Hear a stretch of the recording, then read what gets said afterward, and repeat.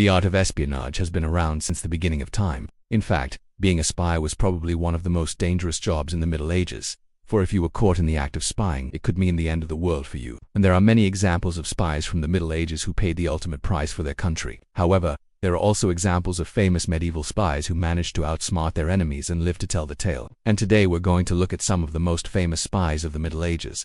But before we do so, be sure to hit that like button for more videos, and let's begin.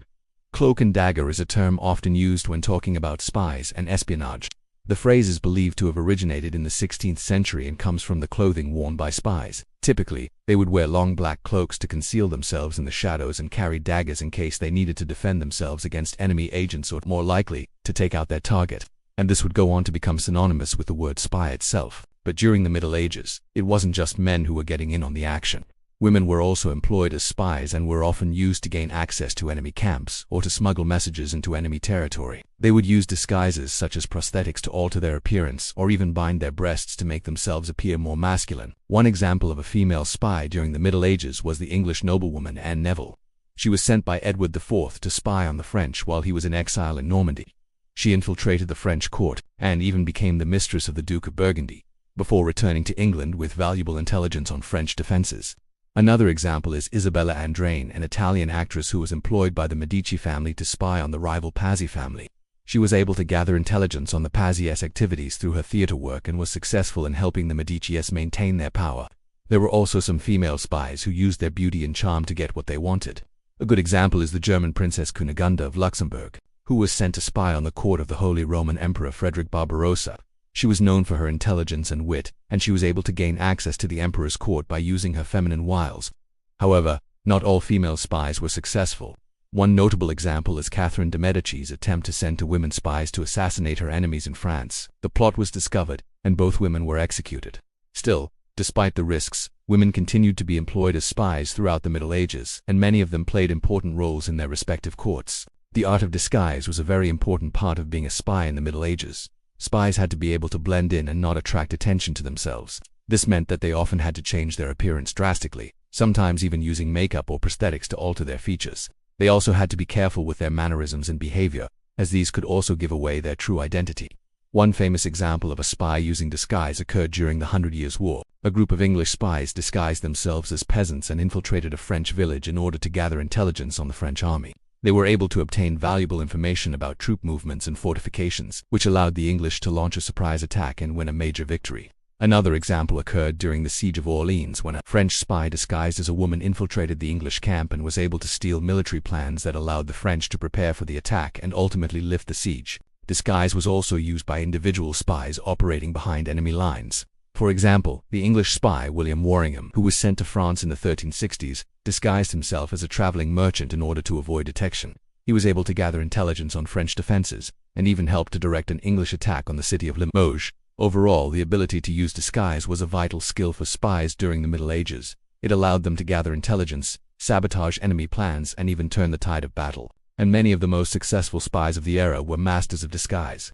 Spies during the Middle Ages often had to resort to great lengths to gather intelligence on their enemies. Some of them even went so far as to assume new identities and infiltrate enemy organizations. In some cases, they were able to gain access to highly sensitive information and even help to shape the course of history.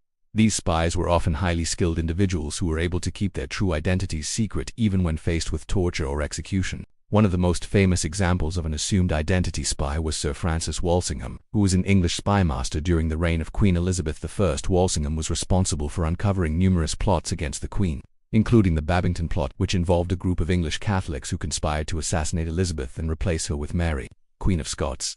To gather intelligence on the plotters, Walsingham's agents infiltrated the group and assumed false identities. They were able to obtain evidence of the conspiracy, and Elizabeth used this information to have the ringleaders executed. Another example of an assumed identity spy was the French spy Jean de la Hire, who was active during the 100 Years' War.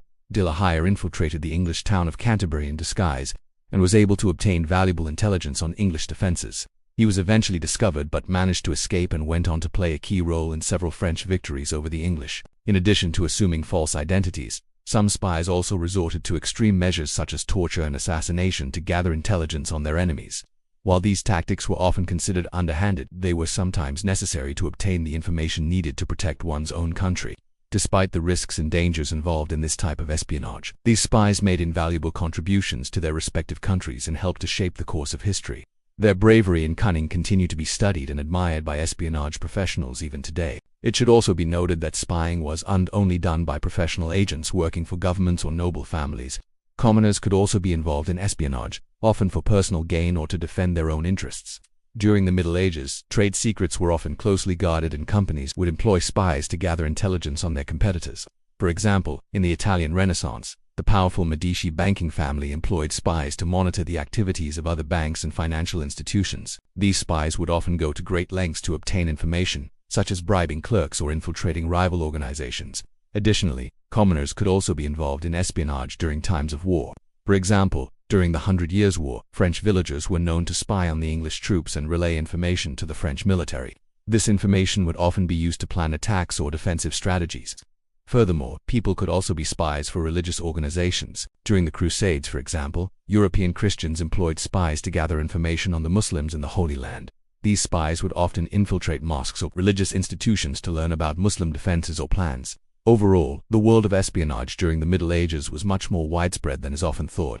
From professional spies working for governments to commoners looking to protect their own interests, people from all walks of life could find themselves involved in the art of spying, and it was often a dangerous and risky profession. If caught, spies could face torture or execution, but the rewards for successful espionage could be great. In conclusion, espionage or cloak and dagger played a significant role during the Middle Ages. Spies were employed by governments, noble families, and even commoners to gather intelligence, protect their interests, and gain an advantage over their enemies. Spies would often go to great lengths to obtain information, sometimes even assuming false identities or using extreme tactics such as torture or assassination. Despite the risks and dangers involved, these spies made invaluable contributions to their respective sides and helped to shape the course of history. So next time you watch a spy movie, remember that the art of espionage is not a modern invention, but has been around since the very beginning of time. Now it's time to hear from you. What are your thoughts on the world of espionage during the Middle Ages? Did you find it surprising how widespread it was, or did you learn something new about the tactics and methods used by spies during this time period? Let us know in the comments below. Also, don't forget to like this video and subscribe for more historical content. Thanks for watching, and I'll see you next time.